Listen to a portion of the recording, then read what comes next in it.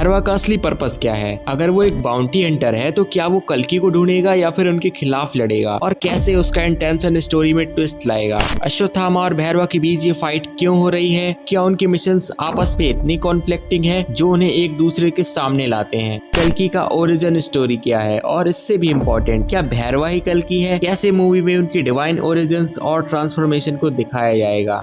Okay, तो कल्कि का ट्रेलर देखने में जितना सिंपल दिखता है, रियलिटी में उतना ही कॉम्प्लेक्स है, जिसे देखने के बाद हमारे मन में कई क्वेश्चंस आते हैं जो फिल्म के एक्साइटमेंट लेवल को एक स्टेप और इंक्रीज कर देते हैं। ट्रेलर देखने के बाद इस फिल्म पर बात करने के लिए अश्वत्थामा, भैरवा, कल्कि's ओरिजिन, माइथोलॉजी जैसे कई पॉइंट्स हैं। तो चलो इन सभी पर एक एक करके बात करते हैं। वीडियो में तुम्हारे मेरे thoughts, expectations, speculations, theories, rumours सब कुछ होगा, and I am sure video बहुत ही मजेदार होने वाला है, तो वीडियो को एंड तक देखना। सबसे पहले हम बात करते हैं भैरवा की, क्योंकि ट्रेलर के रिलीज होने से पहले सभी को यही लग रहा था कि प्रभास कल्कि का रोल प्ले करेंगे। हम फैंस को भी यही लगा कि भैरवा ही कल्कि है, या शायद प्रभास डबल रोल में है जो भैरवा और कल्कि दोनों प्ले करेंगे। पर ट्रेलर इन सभी बातों को डिनाई कर देता है, क्योंकि ट्रेलर में प्रभास के जितने भी सीन्स दिखाए जाते हैं वो ऐसे फील होते हैं जैसे कि उसे जानबूझकर एक बाउंटी हंटर के रूप में दिखाया जा रहा है, जहाँ पर उसे कैसे भी करके कॉम्प्लेक्स तक जाना है। उसे एक बड़े अमाउंट की बाउंटी का लालच भी दिया जाता है,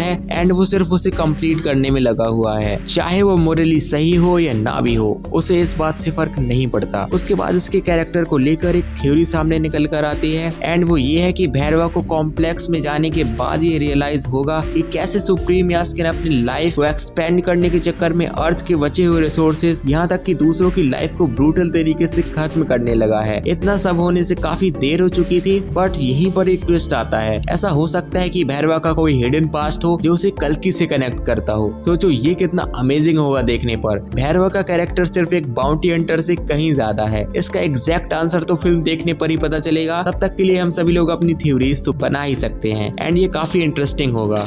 अब बात करते हैं अश्वत्थामा पे। ट्रेलर में अगर किसी की परफॉर्मेंस ने ऑडियंस की अटेंशन को सबसे ज्यादा ग्रैब किया है तो वो है अश्वत्थामा का कैरेक्टर, जिसे हमारे लेजेंडरी एक्टर अमिताभ बच्चन ने काफी अच्छे तरीके से पोर्ट्रे किया है। और जैसा कि हम सभी जानते हैं कि अश्वत्थामा महाभारत के टाइम से एग्जिस्ट करते हैं, इस बात को और रिलायबल बनाने के लिए मेकर्स ने अश्वत्थामा की फिजिक को सेम वैसे ही रखा है जैसे कि द्वापर युग में थी, क्योंकि द्वापर युग में एवरेज लोगों की हाइट भी 8 फीट हुआ करती थी। एंड इस वाले सीन में और इस वाले सीन में भी अश्वत्थामा की हाइट के डिफरेंस को हम लोग क्लियरली नोटिस कर सकते हैं। अब यहाँ पर हम थोड़ा अश्वत्थामा के पास्ट के बारे में जानते हैं, जिससे कि हमें पता चलेगा कि क्यों आज भी वो इतने ज्यादा पावरफुल हैं। अकॉर्डिंग टू महाभारत, अश्वत्थामा का जन्म लॉर्ड शिवा के आशीर्वाद से हुआ था। जन्म से ही उनके फोरहेड पर ये मणि था जो डीमंस और स्पिरिट से उनकी रक्षा के लिए था, इसीलिए वो आज भी इतने ज्यादा पावरफुल हैं। अब कुछ लोग यहाँ पर बोलेंगे कि अश्वत्थामा उस मणि की वजह से अपनी पावर्स को होल्ड करते हैं, बट ये बात आधी सच है, जिसका एग्जाम्पल इसके ग्लिम्स में छुपा हुआ है। अश्वत्थामा अपने सिर्फ एक हिट से ही पिलर को तोड़ देते हैं, और हाँ, मणि मिलने के बाद इनके पास और भी कई सारी पावर्स आ जाती हैं। अश्वत्थामा दीपिका की हेल्प करेंगे जिससे कि दुनिया में कल्कि अवतार का जन्म हो सके।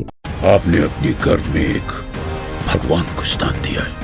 यहाँ उनके डायलॉग्स को सुनकर ये क्लियर हो जाता है कि कल्कि अवतार जन्म लेंगे, लेकिन फिर भैरवा का इसमें क्या रोल रहेगा? क्या वो सिर्फ एक सपोर्टिंग रोल में है? इसके आंसर के लिए मैंने थोड़ा डीप रिसर्च किया और मुझे पता चला कि कलयुग के स्टार्ट से लेकर एंड तक जो लोग इस अर्थ में बचे रहेंगे वो सभी चिरंजीवी ही होंगे। बेसिकली चिरंजीवी इमोर्टल्स का एक ग्रुप है जिसमें ये सभी लोग आते हैं, एंड इन्हीं में से एक नाम आता है परशुराम का, जो कलयुग में कल्कि अवतार के गुरु होंगे, और इन्हीं के दिए हुए वचनों को निभाते हुए कल्कि अवतार भगवान शिव जी की तपस्या करेंगे, जिससे कि उन्हें दिव्यास्त्र मिल सके। यहाँ पर दिव्यास्त्र कुछ ऐसे वेपन्स को कहा गया है जो भयानक विनाश ला सकते हैं, जिसका प्राइम एग्जांपल है ब्रह्मास्त्र। अब देखो, इससे एक थ्योरी निकल कर आती है, और वो ये है कि भैरवा कल्कि अवतार का नरेटर होगा जो उन्हें गाइड करेगा। बट यहाँ पर जिस तरीके से इन दोनों को लड़ते हुए दिखाया गया है, उसके अकॉर्डिंग हो सकता है कि भैरवा को इन सभी बातों के बारे में अभी तक कुछ पता ही नहीं है, क्योंकि हमें यहाँ पर सिर्फ भैरवा के प्रेजेंट को दिखाया गया है। भैरवा का पास्ट क्या है, उसके पेरेंट्स कौन है, एंड सबसे इम्पोर्टेंट,